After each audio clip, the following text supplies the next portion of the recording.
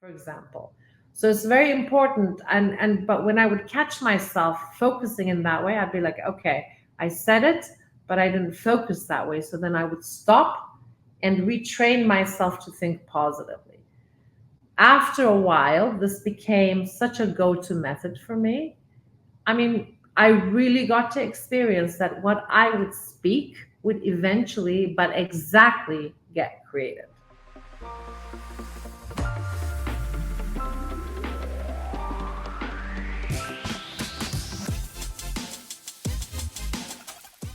Esra, thank you so much for taking the time.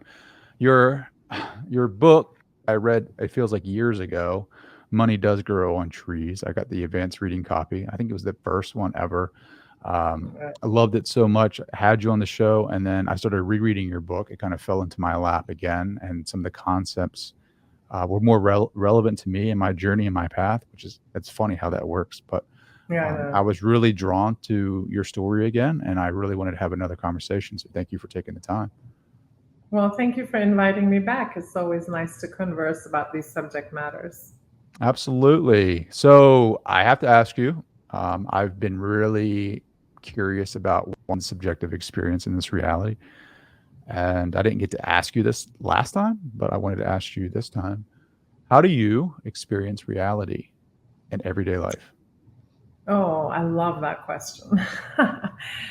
Well, one of the things I can say is, I mean, our mentor back in the heydays, I think, taught us something very, very important, which I don't see being taught much else around. Maybe it is under other names, and I haven't come across it. But he talks about something called the being choice, which is very simple to understand intellectually. It's something quite different to experience in your reality. Like everything is first information, and then eventually it becomes a part of your consciousness. So it took us both, me and my husband, a while for what I'm going to talk about to become a part of our consciousness in a more realized way. But I mean, I experience it a certain way. And then when I make a new being choice, and I'm going to explain what that is, I really experience in a very fast way my entire reality shift. And what the being choice is, it's kind of this very empowered um, moment where you make a decision with all of your being, not just with your head, not with your mind, but there's like kind of, there comes a point, and often, unfortunately, we just get there when life is really like kind of smacking us and we have no place to go. And then all of a sudden, if we can just make that being choice, which means with all our beingness, we decide to belong to something else. So this could be, we're having bad health, and then we say, you know what? I'm not going to die, for example. Or in my case, I was having so many financial problems, living a very, very limited reality. And there came a point where I'm like, I'm just never going to ever experience a financial problem ever again. And that was the moment where I made a being choice. I said yes to prosperity in my life. And so when I do make a new being choice like that, I experience a very immediate change in my reality, up to the point like as if, we're in a theater decorated with certain, let's say, people who reflect very much the game that's going on. And when we make a new being choice, it's like as if like that whole play finishes and a new one comes up with new decor and everything new that supports that particular being choice. So that's how I experience reality. I love it. I love it. Yeah, and you also write about Plato's allegory of the cave in your book, which I highly resonate with, and it kind of sounds like that a little bit, right? Like a different choice equals a different play. Um, so, how did you meet your mentor? Daryl, I think is his name, right? Daryl Rutherford. Yeah. How did that come to Bless his be? heart. Well, you know, they say when the student is ready, the teacher shows up. I love to say when you're ready, the universe shows up this way or that way. And it was that moment that I made that being choice. I mean, I had just started dating my husband like years ago. And we were boyfriend, girlfriend, but we decided to live together. And not that I was really interested in having a baby, but for some reason, like I'm kind of close to my mid 30s at that point, I remember like kind of thinking, oh my God, if I were to have a baby right now with this man that I love, like we neither one of us can afford a baby. And that idea struck me as so insane in my mid 30s because I have a very good educational background, extremely, traveled, lived in 7, 8 different worlds, speak, 2.5 languages. Like, kind of with also the background I have, struggling so much wasn't making any sense. And somehow that baby idea, as I said, for some reason, I don't know why I thought that. I wasn't really interested in being a mother at that point. But I said, this is ridiculous. And I remember sitting on the couch, and there was a moment that I just like kind of got up from the sofa and I just made that being choice, that decision. And a week later, my husband was already working with Daryl.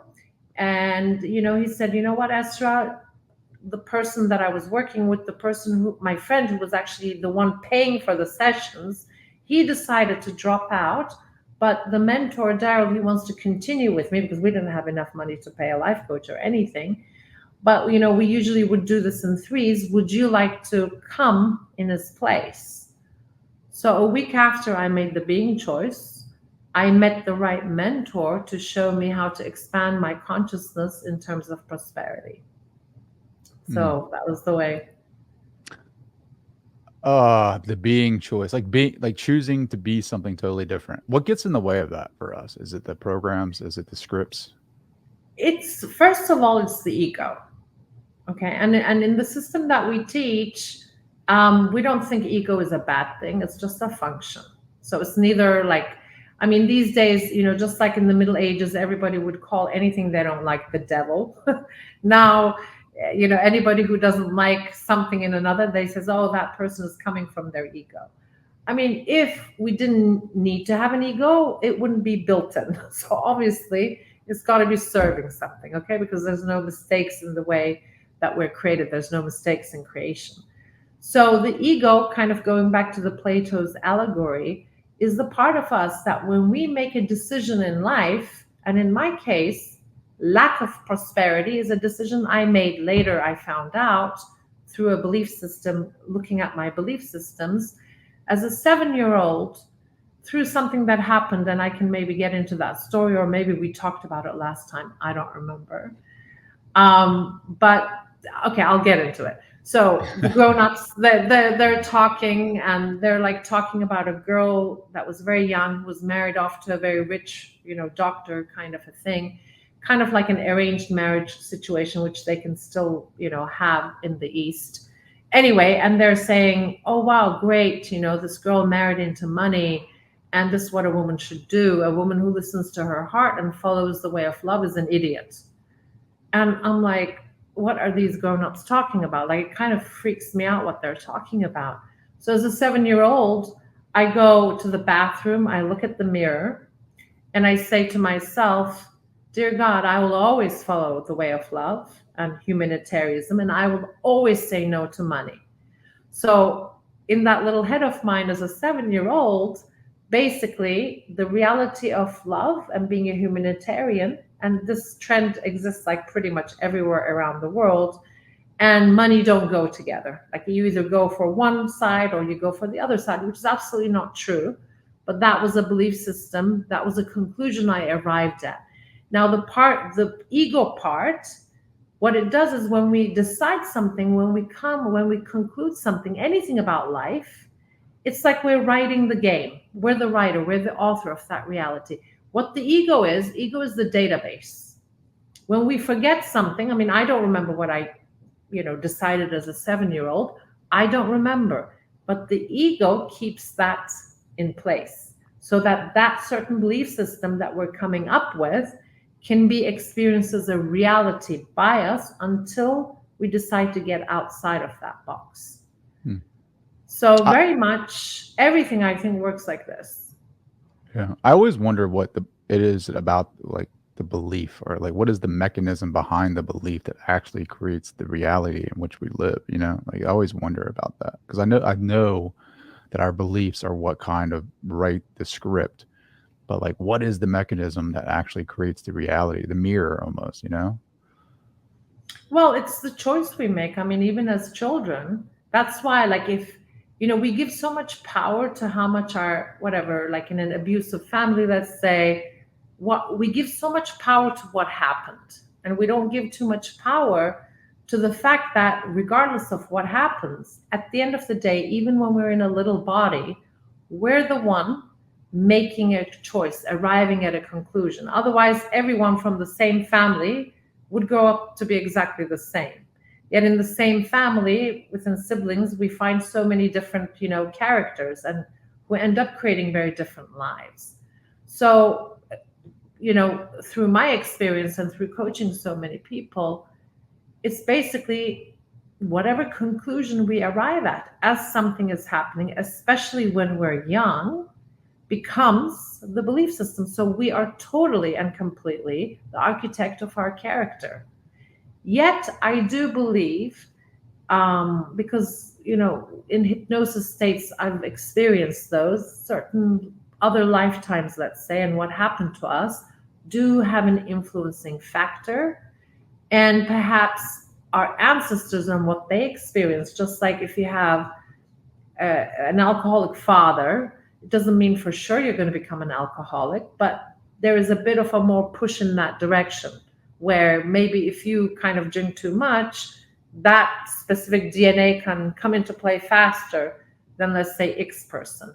So I think there are other influences, but at the end of the day, this is very much a free will zone. And even as a child, we have a free will. I could have very easily, like, if influence was it, what are these grown ups saying? Like, just go for the money, don't go for your heart. Like, forget the heart stuff. A woman who loves is an idiot, they're saying. I could have gotten influenced, and I'm only 7, and I could have said, I need to find a rich man. Otherwise, I'm alone in this world, or whatever the decision might have been. But I didn't go in that direction. That alone shows that even at such a young age, we do have a free will. Mm-hmm. They're always listening. Those little kids, they're always They listening. are. They are. So, there's a couple of questions that pop up in my head immediately about the past lives or different lives, and having, like, do you think those beliefs from different lives that I don't remember, do you think they reside in the soul, and that the soul has beliefs? I don't know whether to call it soul, but I think in the DNA we have a lot of, recordings, like a kind of a recorder. We've recorded way beyond just this one lifetime. But if you ask me, I mean, I did have the benefit of going under hypnosis, kind of, seeing all these past lives like it's right here happening in front of you. But if you ask me, is that like absolutely necessary? No, it isn't. Because whatever influences we have, already the track record of that is created in this life. Let's say, we were abused, I don't know how many times, and, like we didn't get our empowerment back from that abuse. It would be very natural to be born to choose as a free soul, to be choose to be embodied, to a family that would make you play that game again until you overcome that little piece and Sure. learn to get your empowerment.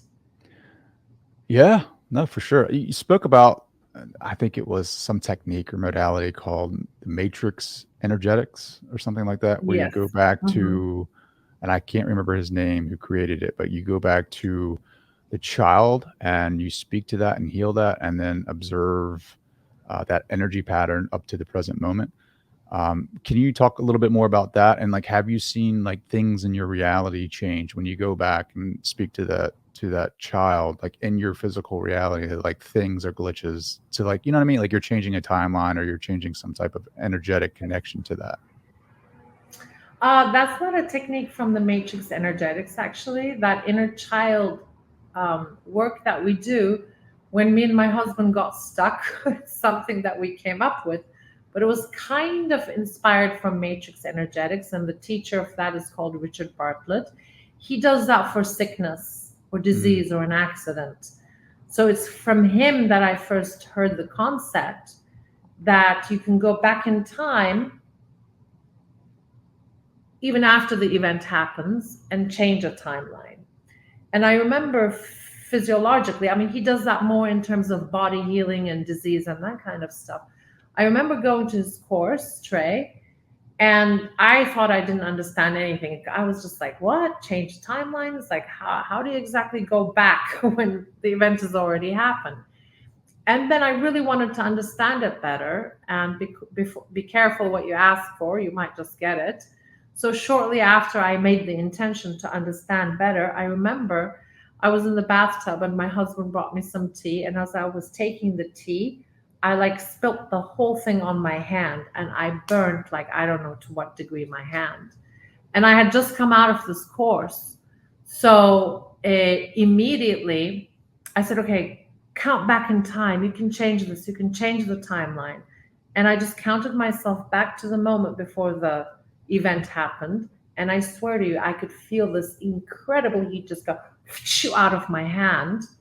And I had no, later on the next day, I mean, I burnt with boiling hot water, like it's got to do something to my hand.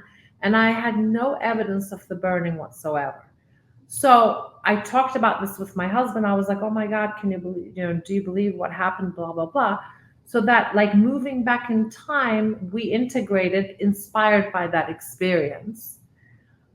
I'm going to give an example from a client, if you Sure. don't mind, because this was 100%. one of the, yeah, there was a woman who came in her 60s. She just took 2, 3 sessions. She wanted to take one and ended up being 2, 3 sessions. And her thing was her story. You know how we walk around with a certain story, and that story directly becomes our reality because we're holding on to that story, which means that we're constantly creating and recreating that story to be a reality on a daily basis, right? Over time, you keep saying the story, you keep on rewriting your reality very powerfully every day. So hers was, nobody wants me. Nobody likes me. Nobody wants me specifically. So I was like, okay, give me examples from, your current life. Like, who doesn't want you well? I'm not speaking with my daughter. She doesn't really want to be with me. I have this boss, he doesn't really like me. And specifically, I go to these conferences and there's a woman there who organizes these conferences, which I have to go for work. And each time I'm terrified because she really doesn't like me. She never sees me. She never says hello to me. So I'm like, okay, so tell me what this feeling feels like. And so we get the person to close their eyes first and we try to get them to track where in the body they feel. So we say to them, feel it in your body. Where do you feel this feeling of not being wanted? How does that make you feel, like sad and isolated? Da da da. So we went and I said, okay, like, connect to the feeling and tell me at what age, ask yourself, at what age did I meet this feeling first? At what age or through what memory did I first meet this feeling? Because we're not born with these feelings, they do through the experience come up. So immediately she was able to remember. Um, Mother and father were divorced. The father was apparently a very irresponsible man. And she had a mother who would always kind of poo-poo the husband, ex-husband, say, oh, your dad was horrible, he's a drunkard, he's this, he's that. So the child is filled with all these stories of how bad the father is, right? So one of the neighbors take her one day to meet the father secretly from the mother because the mother would never let the daughter meet the father. So the little girl, very young, 5, 6, 7, something like that, is really excited to meet this father she's never had. And she's always like felt sad that her friends have a father, she doesn't. So she's really excited, and they meet in front of a Luna Park, amusement park, I guess you would say in America. And the first thing that she says to the father, although internally she wants to just hug the father, love the father, wants the father to love her, she's so coded from her mother's poo-pooing the father all the time. The very first thing she ends up saying is, you're a bad man, because she's a child. But the father is even more of a child. He has a balloon and whatever for her, and he just looks at her and goes, and you know what? You're a bad child and I don't want you. And he just walks away. So at that moment, her formation, that is still like playing its game till she's 60, is, oh, if my father doesn't want me, nobody wants me. Mm. So what do? You find that little kid, you find that specific memory in the way that we do it. And you begin to coach, and you explain to the child, like, I'm so sorry, this hurt you. I'm so sorry you felt rejected. But this has actually got nothing to do with you. Your father is upset because of his own issues. He didn't mean to do that to you. It doesn't mean, it's not true that you're a bad person. How can he know you're a bad person and a not likable person? He hasn't even met you. He just saw your face. Just like you would explain everything to an adult. And so anyway, we did this talk, and then you give the child love, and you'd like do everything you can. You self-coach yourself basically. So we did this. The next session, she calls me. She's like, oh my God, my life is a miracle. My daughter hasn't called me for 5 years. She called me for the first time this week and said, Mom, I want to heal what's going on between us. I want you in my life. I want to talk to you. And she's like, and my boss is treating me really well. And I happened to have a conference where I saw that woman. I swear to you, I wasn't lying to you. She would never see me. This time she came to me as if I'm her long lost friend. She hugged me and she said, hey, I'm so glad I saw you in this conference. You see how immediately all three players shifted because the story shifted, because the beliefs shifted, because that inner child who had been hurt could be healed. That's so fascinating because, like, you heal that part of yourself, right? Like you go back and use this technique to go back through the matrix or timeline to find the inner child and to heal that, point of view. And then all of a sudden it seems like that healing sends this different energy throughout your entire timeline. And then you start seeing the ripple effect, like in your current real time almost, right? Like for her anyway, you're seeing different relationships change before your eyes. What does that tell you about our reality? Like, what is it? What questions pop in your mind when you hear these different testimonials? I read plenty of them in your book, but like, what does that say about the nature of our reality? Well, I mean, I think we don't have one fixed reality. We have parallel realities. And through the different decisions or being choices we make, we shift out of one and go into another one, because everything that we look at that looks so real, it's kind of not real. I mean, even physics says this. Yeah. What does it say about even this, specific table that is 99% space? I mean, we're talking physics here. So what does that mean? 99% is not there. It's a simulation in a way. And these karate people that kind of learn to just like hit the table at one go and it breaks in half. I think what they do, right? I mean, it's not human power that does that. It's the mind. It's the mind bending the material by understanding the true nature of material, which is that it's kind of a simulation. It's not even there. Hmm. It's a Wow. projection. So when the inner story changes, it's like a camera. Well, there's a different movie, different story, a different reel. You basically put in a different movie, so something completely different is going to show up on the screen of the cinema. Sure. So did Daryl teach you all these techniques, or did you pick these up over time? Over time, Sure. over time. Did he have that perspective at all? Not to this degree, not to the degree of shifting your reality to this degree. I think he had that in terms of, yeah, when you change the story. He had more like, he was kind of the being choice coach. He put everything in there. He's like, once you decide, really truly, not just with your head, he would say it's like a seed being planted. Once you plant that seed, the sun and the rain will take care of the rest. So, That's a but part of the these four are, keys of success, yeah, right? Like the four yeah. keys of success. But the other stuff is like, a little piece I got from Matrix. I did a lot of like shamanic stuff. I did yoga, meditation. When I was much younger, I did psychedelics when I was 19, 20, 21.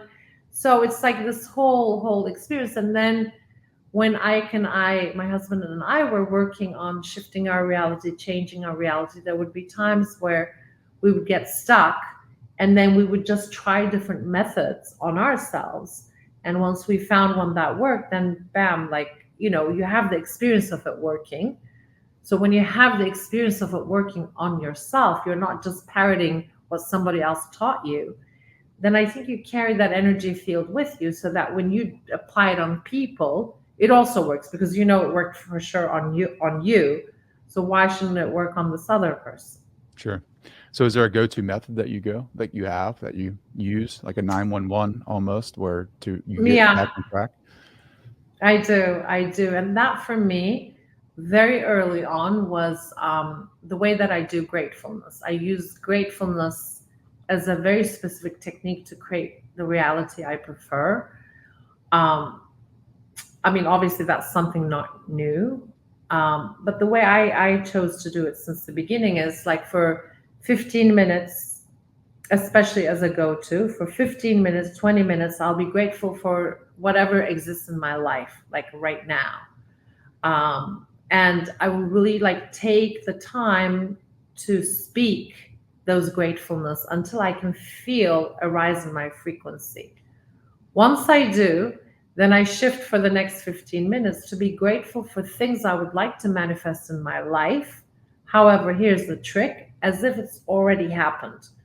It's not like, oh, I'm so grateful in the future I will have a great house. No, I'm so grateful. I'm living in such a beautiful house that is like this, that is like that, that is like that. Because I have found, but I did this with a lot of discipline. Like when people hear it, they think, oh, it's such an easy exercise. And then they try it 3, 4 times and then they let it go. When I first started doing this exercise, first of all, it took me like 3 months really to first recognize how negative my mind works, how much on lack it spins, which I wasn't even aware of at the time. And then just very carefully, like I would stop and then say what I'm saying more positively. I would stop. I'll give you an example. For example, when I first started, I was like, well, thank God I have a roof over my head, right? But what am I really saying? I'm saying that sentence, but really what I'm thinking is, oh, great. Like I went to 2 universities, I finished not one, but two, and all I have to be grateful for is one roof over my head that I can barely pay the rent of, for example. So it's very important. But when I would catch myself focusing in that way, I'd be like, okay, I said it, but I didn't focus that way. So then I would stop and retrain myself to think positively. After a while, this became such a go to method for me. I mean, I really got to experience that what I would speak would eventually, but exactly get created. For Mm. example, should I give an Oh, example? 100%. Yeah. Yeah. I just love listening to For you ex- talk. Yeah. no, I mean, I want to like, I can just go on and I want to Uh, make sure I'm not Makes my just job a going whole lot on too much. easier. Yeah. For example, when we were living in what was it, like an $800 rental place in Los Angeles, 50 50 what, sorry, 500 square feet. Now that I live in Europe, I get confused between feet and meter square. I would say, oh, I'm so grateful I'm living in this beautiful house. I'm so grateful that it has a beautiful garden. I'm so grateful they're like kind of wild animals in the back, like in LA, what are you talking about? Like, what? But, that's the way I felt like saying. And I remember saying there was this one specific thing. I would be like, I'm so grateful I have a pool. And I'm so grateful that as soon as I open the door of my bedroom, I take 3 steps and I go into the pool. I kept on saying this for some reason. Now, eventually, when we came into the momentum and manifestational, let's say, capacity of being able to move from the 500 square feet to Bel Air, I mean, obviously, I'm not calling a real estate agent and saying, excuse me, can you please find a home where the pool is like 3 steps away from the bedroom? I mean, who says that? So I saw a house which they didn't have a lot of pictures of, and immediately as soon as I saw it, I'm like, oh my god, On the internet, I saw the picture. I'm like, this is for sure the house. This is for sure the house. I had even forgotten the pool part. So I go to rent it. And as soon as I walked into the backyard, I was just like, oh my God. Just like 4 years ago, 5 years ago, everything that I was saying is right here. The pool was literally 3 feet. I actually measured 3 steps away from the bedroom. The back looks at a canyon. So there's like deer, also a lot of snakes. Also, I forget the English, coyotes. It was like a place full of coyotes that would make it look very mystical. So really, my backyard was with wild animals, and the pool was there. Very specific. So later, I came to find out when I was a kid, I used to love the word abracadabra. I would always like kind of play pretending I'm doing magic, and I would say abracadabra, abracadabra. Apparently, abracadabra means I create as I speak, and we all have that creative force. It's actually, when you look at the yogic information, it's the power of the fifth chakra, the It's awareness and that our yeah, words create. and a lot of that is closed down for us, um, because of Yeah. trauma or just shutting that power down because we want to fit into society. So when you're doing these affirmations, when you're doing the gratitude exercises, like from that start of 2 months, 3 months, however long you did it until you collapsed that timeline, like how long was that from when you started that practice to walking into the apartment to rent it? Well, when I started calling for the house, the apartment, it was 4 years. And when I started this, my income was $1,000 a month. By the time it came, I'm talking 4 years, my income was about 40 to 50 thousand dollars a month. So it was quite a jump. Significant. Yeah. It was quite But significant. yeah, but I started with very small things. I mean, I didn't go like to the house first thing. Once I kind of started getting my mind, wiring it to think more positively, I would first try with things that are not that big, not that important. Like I would say, I'm so grateful I have a belly laugh today. I've had a belly laugh today. I'm so grateful I had a moment of sharing with somebody that just opened my heart. I'm so grateful that at the bank, I didn't wait for any lines and immediately I was helped, you see. Like things that I wouldn't necessarily be too attached to, it wouldn't be too high stake. Now, once those little things started kind of happening, of course, at the beginning, you're like, yeah, but it was a coincidence. Yeah, but this could have happened. Yeah, whatever. But you do it and it happens, and you do it and it happens. You know, when it happens 100 times, you see, you start becoming sure, and the ability to do that starts to become your belief system. Hmm. Then you can stretch it to the bigger things. And you can't do it to have your goodies. Really, the real point of the exercise is to spend daily time to raise your frequency. You cannot do it attached. You know what I mean? I'm saying this, and where is it? Where's my goodies? Is it happening? Is it not? No, you can't go there. Hmm.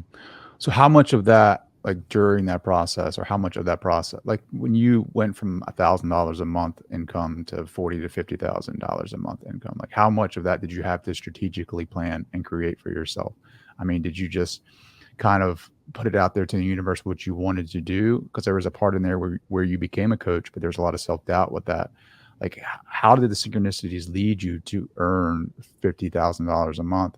Like, did you have to strategically plan that in your affirmations, or was it like you just put the feeling out there and things kind of came to you to lead you to that point in your life? Well, there are many, many pieces to that. You see, it's not just one thing. First of all, one of the major things that we did in 2007 with my husband was to do this gratefulness. We decided, we committed to doing it every day throughout the whole year of 2007. So we started in January and we did it like religiously till the end of December. And we both at that time, I can't even, I think it was like 15 times what, in 12 months, it was 15 times what we used to make, if I remember correctly. Um, so that was one part. Recognizing my belief system that was creating lack instead of prosperity for me, and stopping on stepping the hose was another very important part. Because we can do all these gratefulness, we can do all these affirmations, but if we have a positive benefit from experiencing the problem, we don't solve the problem, you see, and nobody can make us solve the problem. In my case, when I found out my belief system, I realized, together with the discovery of that program, I'm like, oh my God, it's not that I don't or I can't create prosperity. I don't even want to create prosperity. That's what I woke up to. I'm like, oh my God, I don't even want to create prosperity, because I'm thinking in my program that if I have prosperity, I have to belong to the bad people's club all of a sudden. That's what the program is saying. So, also our belief systems, what are we choosing to believe? To discover it is very important. To ask the question, like anyone struggling with prosperity or with a disease that they go to this doctor, that doctor, nobody is able to solve it. Anyone with a problem where they're trying to solve it and they're not reaching the solution, please, the number one question isn't like, why can't I get there? No. You got to ask, what positive gain do I have? What benefit do I have from creating my reality with this problem? So it's never I can't game. We're all too powerful to play the I can't game. We all can. We are all way more powerful than we can even imagine. So that's another thing. Like if I still had a positive gain to keeping myself limited in terms of prosperity, I'm not sure the gratefulness alone would have changed that. You see? So it's a lot of different things. But did I plan anything strategically? No.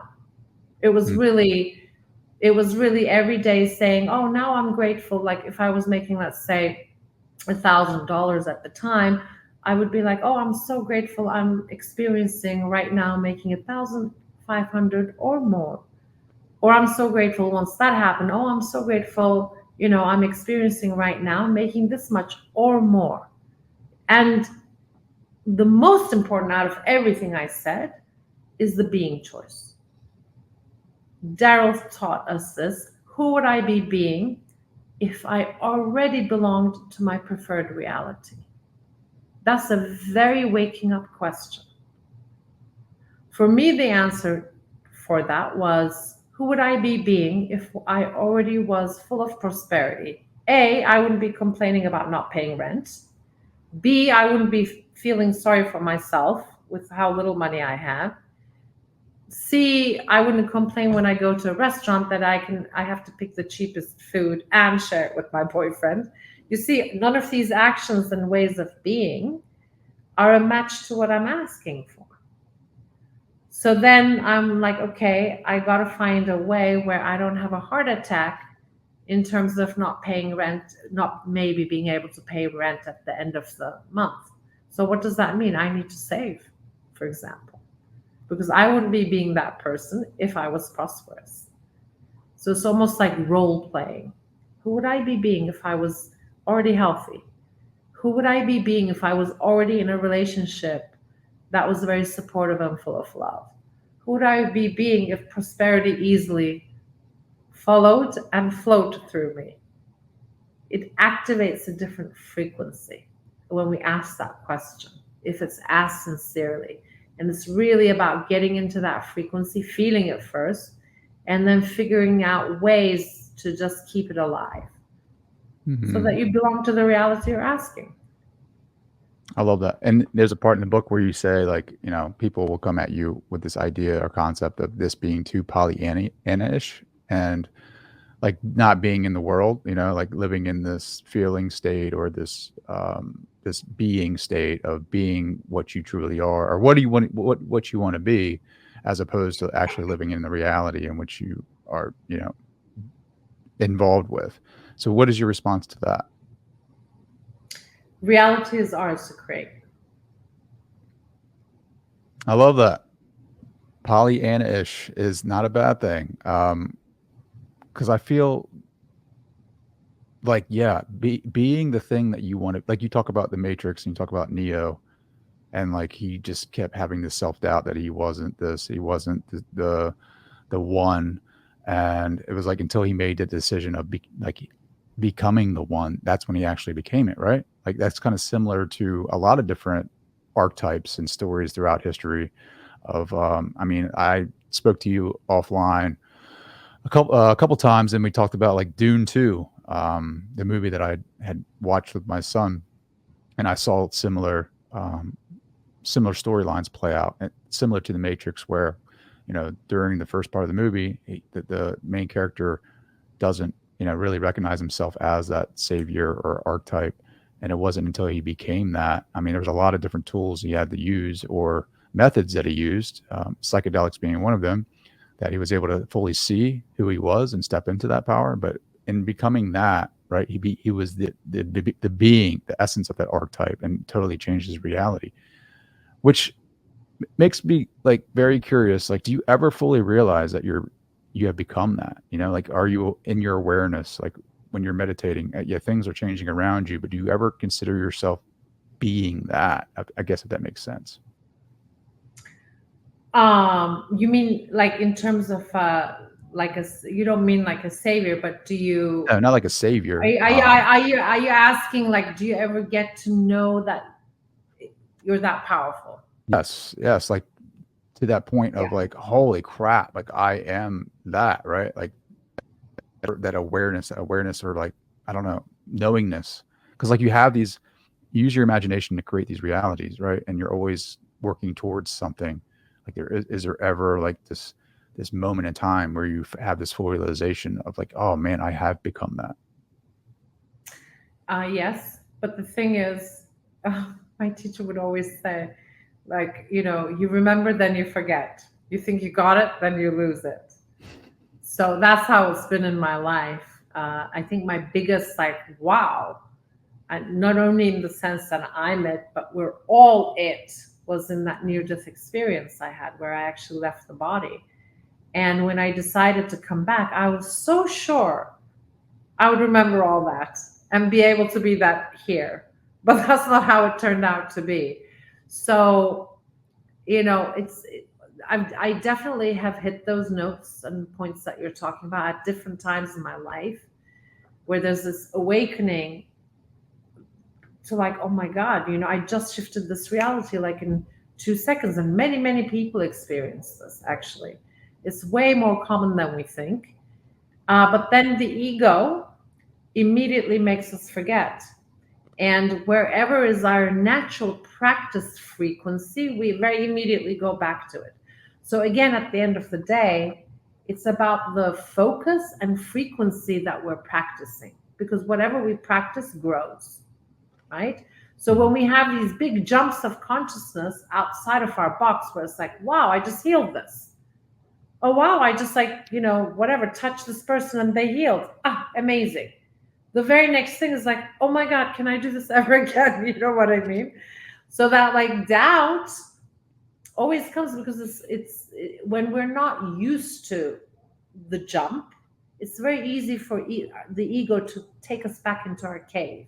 Again, the Plato allegory, Sure. where the slaves, they're very scared of the sun. They think the sun is just going to burn them. No, the sunlight is beautiful. Just get out there. But what do? They see the sun, they see the light, and they freak out and they think it's all wrong. They go to whatever is the familiar, so they run back to the cave, to the illusion. And in terms of dancing with our own power, there's a very famous saying what we're most afraid of is not our darkness, what we're most afraid of is our light. I find that to be very true. It's scary to know your power and to practice it. So, in and out, In hide and and out. seek, I remember love and that. forget. I was reading your book and I took 1,000 notes. I don't know. You can see it's, Thank and you there was so a, much. yeah, there was a part in here where I wrote down. I don't know if I got it from the book or it was like kind of like an aha moment for me. But it was like replenish spiritual power that has been deeply damaged by societal norms. I want to know, like, how do you advise people of that? You know, like, how do we replenish? Is it the gratitude? I mean, that's just a tool, right? Using these different type of techniques to go back and heal the inner child can cultivate a deeper spiritual power. But like, to the lay person who is listening to this for the first time and hearing your story, and listening to your energy and connecting with that, like, what would your advice be to them to replenish that spiritual power? Very good question, Trey. For me, what it was getting out of the psychology of being a victim. My coach really slapped me out of that one. And with that, my life changed. Because, and really, I had a zillion reasons to be a victim in the victim psychology. And I really was the queen of it too. You know, just being positive minded, and it didn't come naturally to me. Maybe as a kid I had that very much, but I think I really experienced also growing up coming from a patriarchal society such as Turkey, traveling in the West, just everywhere you go, what's right, what's wrong changes according to everywhere you go. As a child, you're all the time moving every 3 4 years to a completely different country, culture, everything different. The rights and wrongs change all the time. um, Getting out of being a victim. And usually people see being a victim as like, oh, crying. No, it's very easy to put ourselves to test if we're being a victim or not. A, if we're complaining about society or about the economy or about our husband or about whatever, or ourselves, doesn't matter. Oh, I'm like so fat or whatever. If we're complaining, we're a victim. If we're blaming, we're being a victim. If we're defending the problem, we're being a victim. To me, I had the third one when I was working with my coach. I would really like defend the problem, and he would always bring me into this awareness. He's like, "So, do you want to change this? If so, why are you defending the problem?" Because I'd be like, "But Daryl, it's really hard. But Daryl, do you know? But Daryl, I tried." There's no but. The force that created the universe is within you. So it's about remembering that, or at least opening the door to believe in that, or at least, if this is a truth, let the universe show me. Even just making that intention will shift things around sometimes. Hmm. That's so beautiful. I totally agree with you 100%.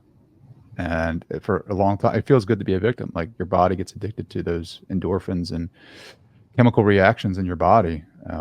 Like Joe Dispenza talks about that all the time. Like, you have to rewire your brain to experience a new reality, because your body is just so, addicted to the chemicals that it's created. So you're going to continue to create that reality for yourself. It takes a lot of work, like inner work, to change your thought process, your thought patterns, into becoming and being a totally different version of yourself that you wish to see. And it takes, like, you're gonna have to, it takes commitment. Like, this isn't something that happens overnight. And I think where what technology has done to us is lower our attention spans to where now we have the attention span of I don't know, what, 4 seconds now. And so somebody hears like, oh, it took her 4 years to manifest this apartment. Like, that's what it takes. It takes commitment. I think commitment is a part of your four keys to success. If you want to go over those really quick, I think that'd be great for the listeners or the watchers right now, just to kind of hear those steps and what they are. Oh God, do I remember them? You're talking about the steps of success. Yeah, yeah. Steps of success. No, I wanna go. No, I wanna, like, it's so important what you're hitting. I'll go there too. I just like remembered that I wrote that in there. Anyway, um, it's so important what you're saying, Trey. This whole thing. I mean, I don't know what the social media is doing to us. This whole thing of Instagram, like, we're not even like listening to somebody complete a sentence. This all the time has to be something that like immediately gets our attention, and even that is such a short span. And I think it's kind of really messing up our brains. I really believe that. Um, because there is just so much prosperity in just being even in the moment. You know, we gave this one course, it was just 4 weeks or 5 weeks long with my husband, where the entire focus was getting people just to be in the moment, training their brains to just be in the moment. Do you know like what kind of prosperity stories came out of that? Because when you slow down and you're in the moment, you have more awareness of the richness of the moment. And when we say prosperity, money is not the only aspect of prosperity. Friendship is, love is, enjoying your time is. And when you slow down, because your awareness expands, you get to experience more of what you usually are when you're going so fast. So yeah, it does take commitment, but more than commitment, it takes a burning desire to change your life. When Hmm. you have the burning desire, then the commitment follows. When you're not really interested in changing from the inside out, and you're being a victim and you're expecting, I don't know, society to save you or someone come and save you or whatever, when you're wanting the saviors to be outside of you, that moment kind of never arrives. But when you've had enough, sometimes it takes that much of a drama, and you're like, no, this is how I'm going to experience whatever the rest of my life, or how I'm going to experience myself. You make that clear decision with all of your being, things begin to shift. Ego will come and try to take you back to the cave because it's used to living another way for 40 years, maybe. But if you can be watchful for that ego's game, you don't slip back into those patterns. But as you said, practice is just like, you know, even growing a flower isn't a 5 second deal. You know, it takes time. It takes time to grow. 100%. Like we experience time in this reality. Maybe I don't, in your near death experience, that you experience time in the non physical. No. So, I mean, it is a construct here. And so over time, I mean, this is how we evolve as human beings. It doesn't, from where I was 10 years ago to where I am now is not the same being. I feel like in 10 years from now, I will not be the same being as I am right now. And it's all about the choices too, right? The quality of choice that I make in the moment, but being in the moment fully to make a conscious decision instead of being unconscious and allowing those programs to make the decision for me, and Mm. working really hard to be conscious in the moment, which you have all these different distractions, social media, um, uh, texts, phone calls, I mean, emails, all these different things that we have in our world now that a lot of people didn't have 60, 70 years ago. Um, which makes it a little bit more challenging, but I think we set the game up that way, right? Like let's turn up the volume a little bit and see like if we can remember who we are. And I feel like the more conscious you can be in your choices, I think the different realities that you can create. And I just found the four keys to success, and just Oh so yeah. everybody knows, right? So following one's bliss and inspiration. Number two, commitment. Three, non-attachment, and four, the winner's attitude. You talked about following one's bliss and desires, right? The inspiration. You talked about commitment and what that looks like. And don't put a timeline on it, right? Like just because it took her 4 years to create this for herself, don't actually use that for your own uh, marker. I think everyone is different, especially with the programs that they have and the beliefs. It could take some longer, it could take some shorter. Non-attachment. I think that's important, right? Like, can you just hit on that a little bit before we hit to the winners, dude? Sure, non-attachment. Well, um,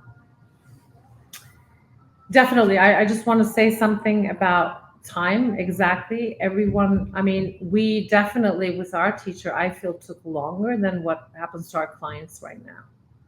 You know, they shift things in about a year and a half. But again, the time has to do with the level of allowance you have internally. The Mm, more you're able to allow quickly through, belief system, through level of self-love, through bringing up a notch sense of self-worth, and all these things, it can happen really fast. But it's not like when you're attached to it happening, or attached to it happening fast, it doesn't work. Because when we're attached, leading into attachment, we cannot be simultaneously attached and simultaneously belong to what we're asking for. The state of attachment is basically the state of lack. If we're attached to health, our healing, even that's an attachment. Because the attachment itself basically screams, I don't belong here yet. That's why, for example, Richard Bartlett in The Matrix, and I've seen some very miraculous things there and have been able to perform some of those myself, with friends and family. And I don't do that as a thing. But even there, he hates the word healing, because healing immediately kind of constructs a journey where you have to walk towards. He says collapsing time, and that can happen in a moment. But if we're attached, we're basically in the lack consciousness of whatever we're attached to. And if we're attached to something, we can't have it because we're saying we don't belong to it. And if we're not attached, if we can let the attachment go, then we can have more than we ever even imagined. Was the attachment, is it like forgetting about it? Like, doing your daily affirmations or gratitude of those future potentials or probabilities, but then like forgetting about it for the rest Trying, of the day? no, no. Whatever feeling you're trying to derive from whatever it is that you want, experiencing that before the conditions happen. For example, I wanted to feel prosperous because I wanted to feel more free. Okay. So when we say, oh, once I have money, then I will have freedom, but what is it? You're constantly attached to the freedom and the money in some future time. We cannot create in some future time. We can only create in the now. So it's about beginning to cultivate that feeling of freedom that you're looking for before the conditions even happen. So basically, be, do, have instead of do, have, be.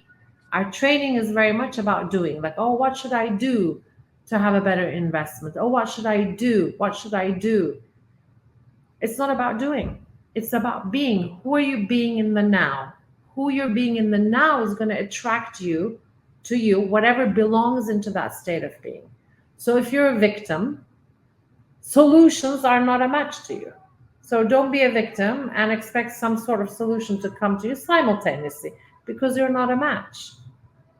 If you want prosperity and you're judging all the prosperous, wealthy people, and you're talking about how bad the economy is, like from morning and night, well, I'm sorry, but you're not being a match into what you're saying you're asking for. It's just simply not a match. And just like that, attachment is being needy of something outside of yourself. For example, I was very much attached at one point to go to Hawaii. We ended up living there. But at that point, I was just, attached to actually just having a holiday there. And so I put that into my gratefulness. And I'd be like, oh, I'm so grateful. I'm walking in Hawaii. I'm so grateful. My feet are like on the sand as I'm coaching clients. I had just kind of started the coaching of the clients. It was new.